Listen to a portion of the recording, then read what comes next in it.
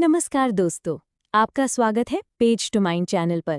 दोस्तों, आपने अक्सर सुना होगा कि आप जैसा सोचते हो वैसे ही बन जाते हो। लेकिन क्या आपने कभी ये महसूस किया है कि हमारी सोच ही हमारी फीलिंग्स को कंट्रोल करती है? अगर हम नेगेटिव सोचते हैं तो दुखी होते हैं, अगर पॉजिटिव सोचते हैं तो खुश रहते हैं। जोसेफ नोएन की किताब don't believe everything you think यही सिखाती है कि जिंदगी की ज्यादातर प्रॉब्लम्स का असली कारण हमारी सोचने की आदत है। इस किताब के आइडियाज को समझकर आप ओवर थिंकिंग से बाहर आ सकते हो और एक पीसफुल और खुशहाल जीवन जी सकते हो। आज की समरी को हमने 7 पार्ट्स में बांटा है। हर पार्ट एक दूसरे से जुड़ा है, इसलिए अंत तक जरूर देखना। Part 1, why do we even think? सोचने की आदत इंसान में सर्वाइवल के लिए डेवलप हुई थी। पुराने समय में जब इंसान जंगलों में रहता था तो उसे हर समय सतर्क रहना पड़ता था। झाड़ियों में सरसराहट सुनी तो तुरंत दिमाग ने अलर्ट कर दिया कि शायद कोई जानवर है। रात को आग जलाकर रखनी पड़ी ताकि जंगली जानवर पास न आए। थोड़ी सी गड़बड़ी दिखी तो भागकर बचना पड़ा।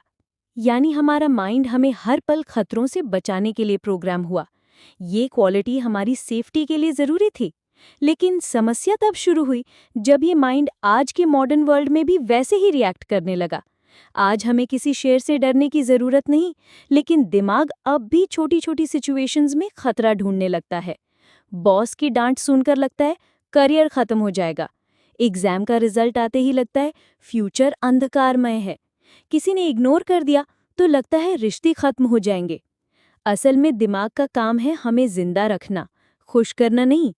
इसलिए ये हर जगह खतरे खोजेगा, लेकिन सैटिस्फैक्शन और हैप्पीनेस हमें केवल कॉन्शियसनेस देती है। लेसन: अगर आप समझ गए कि माइंड का काम है सर्वाइवल और असली खुशी मिलती है अवेयरनेस से, तो आप अपने माइंड को कंट्रोल करना शुरू कर सकते हैं। Part 2, thoughts versus thinking. यहाँ जोसेफ नोएन एक बहुत इंपॉर्टेंट फर्क समझाते हैं, थॉट्स और थिंकिंग का।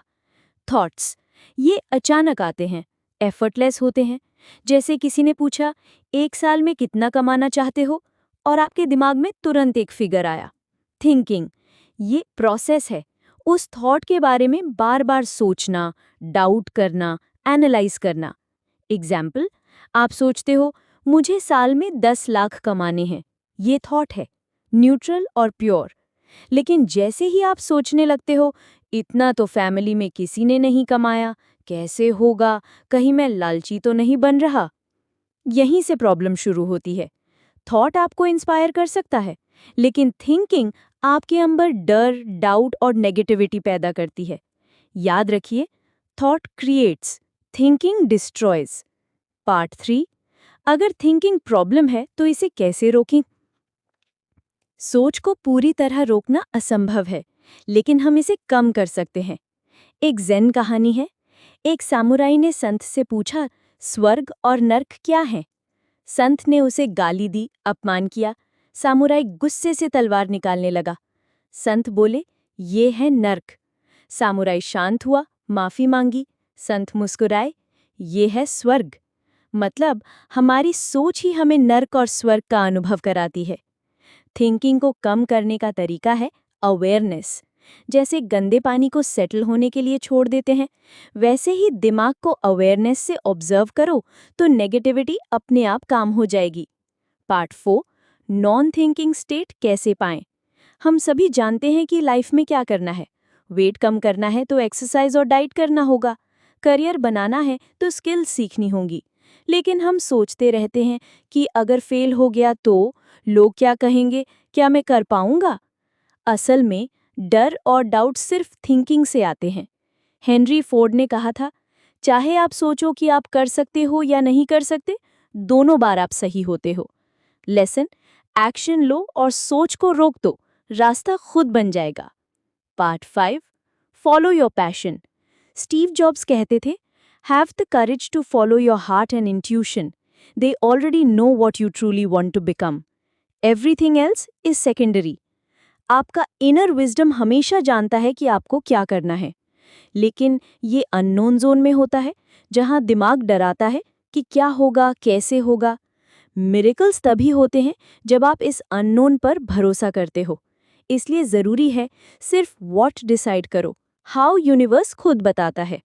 एग्जाम्पल, बहुत सारे एंटरप्रेन्योर्स को नहीं पता था कि बिजनेस कैसे चलेगा, लेकिन उन्होंने पहला स्टेप लिया और रास्ते खुद खुलते चले गए। Part 6, make space for miracles. एक विद्वान संत के पास गया। संत ने उसे पानी का कप दिया और भरते भरते ओवरफ्लो कर दिया। विद्वान चिल्लाया, कप भर चुका है। संत बोले, तुम्हारा दिमाग भी ऐसे ही भरा है। जब तक एम्प्टी नहीं करोगे, नया ज्ञान नहीं आएगा। लेसन, अगर दिमाग पुरानी सोच से भरा है तो नए आइडियाज और मिरेकल्स एंट्री नहीं कर पाएंगे। एल्बर्ट आइंस्टाइन कहते थे, we cannot solve problems with the same level of consciousness that created them. Thomas Edison भी प्रॉब्लम सॉल्व करने के लिए अक्सर सो जाते थे और नींद से उठते ही सोल्यूशन मिल जाता था। यानी सोल्यूशंस हमें नॉन थिंकिंग स्टेट में ही मिलते हैं। Part 7, obstacles in non thinking state. जब आप ज़्यादा पीसफुल हो जाते हो तो दिमाग आपको ट्रिक करता है कि तुम लेज़ी हो गए हो, प्रोडक्टिव नहीं रहे। लेकिन सच्चाई ये है कि हम सबसे ज़्यादा प्रोडक्टिव नॉन थिंकिंग स्टेट में होते हैं। एथलीट्स प्रैक्टिस के साथ रेस्ट करते हैं और इसी रेस्ट से उनकी परफॉर्मेंस पीक पर जाती है। आइंस्टाइन वायलिन बजाते थे और तभी उन्हें आइडियाज़ आते थे। आप भी जब रिलैक्स रहते हो तभी बेस्ट आइडियाज़ आते हैं।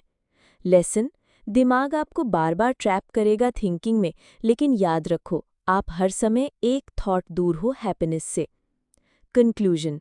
दोस्तों, यही थी जोसेफ न्यूएन की किताब don't believe everything you think की समरी। याद रखिए, आप जैसा सोचते हो वैसा महसूस करते हो। प्रॉब्लम बाहर नहीं है, आपकी थिंकिंग में है। अवेयरनेस, नॉन थिंकिंग और इनर विजडम ही आपको पीस और हैप्पीनेस देंगे।